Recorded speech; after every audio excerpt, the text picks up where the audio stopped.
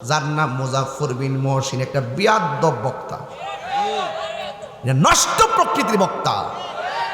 কয়েকদিন আগে বলছে কোরআনে নাকি সূরা ও জাল আছে। ওই দিন দেখলাম কোরআনের মধ্যে যে রুকু আছে, রুকু এইগুলা নাকি মানুষের বানানো, এইগুলা নাকি বেদাত, এইগুলাকে নাকি কোরআন থেকে উঠাইয়া ফেলতে হবে।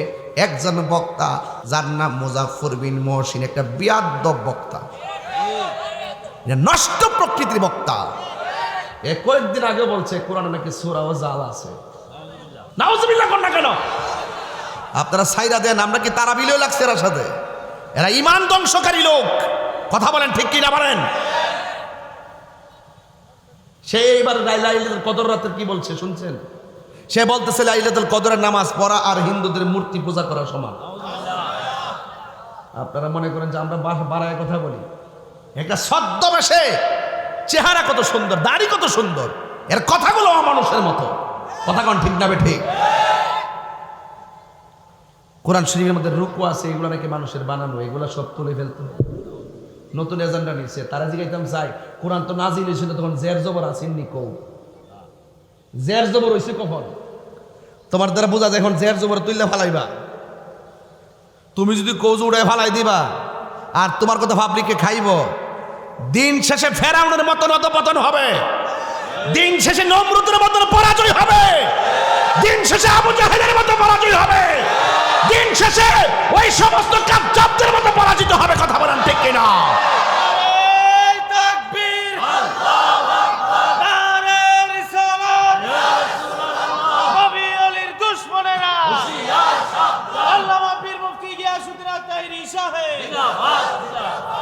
এদের খপ্পরে পা দিবেন না। বাজান তারাবি কয় রাকাত? হেরা কয় 8 রাকাত বলি। আপনার বাপে কয় রাকাত পড়ছে? 20 রাকাত। আমরা দাদা এটা কি নতুন হয়েছে নাকি আগের থেকে আইছে? তো এটা কেমনি ফাইলেছি আমরা? এটা এমনি ফাইলেছিলাম আমরা? এটা 1500 বছর আগের ইতিহাস। এটা হয়তো উমর রাদিয়াল্লাহু তাআলা থেকে চললে এই পর্যন্ত আইতাছে। ওই সময়ের ভিতরে যখনই কোনো মাসআলা নিয়ে সমস্যা ছিল, সাহাবায়ে কেরাম তো মুস্তাহিদ ছিলেন, তারা এগুলো সমন্বয় করে কোরআন হাদিসের ভিত্তিতে সমন্বয় করে আমাদের কাছে পূর্ণ সিলেবাস তুলে দিছে। আর ওরা ওই আগের বিভিন্ন মতানৈক্য টাইম নাইন না, এই যুগে আইছে বড় হুজুর স্বাস্থ্য ইত্যাদির খাওন এই পাহাড় পরে নাই। থাকতে পারে লক্ষণে, কিন্তু আমি মনে করি নাই।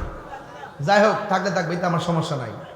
থাকলে আমারে ওয়াজের পর রাখা দিবা, বাইন্দা ঘরের মধ্যে চেয়ারম্যান সাহেব আছে, পরে বয় দিবা, তাইরি সাহেব আছে, তুমি আয়া হইলে তুমি তাহ পারবো, নাহলে তাইরি থাকবো।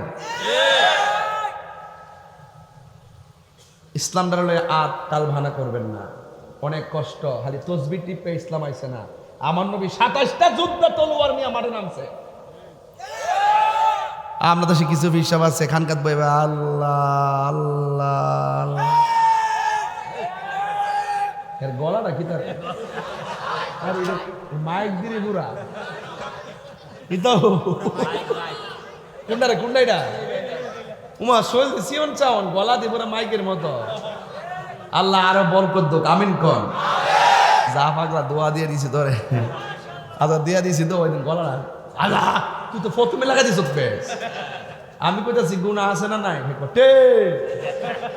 শোলা কইতে রসুলপুর।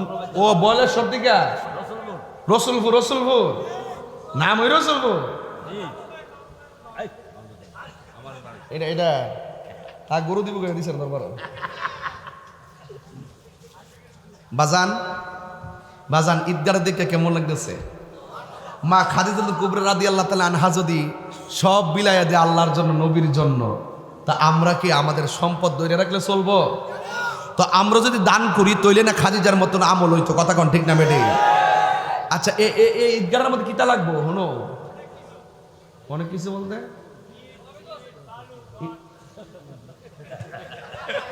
পাগলা দিপুরা গরম রে। ছেলে বসো, ফিলিস্তিনের জন্য দোয়া হবে, বসো।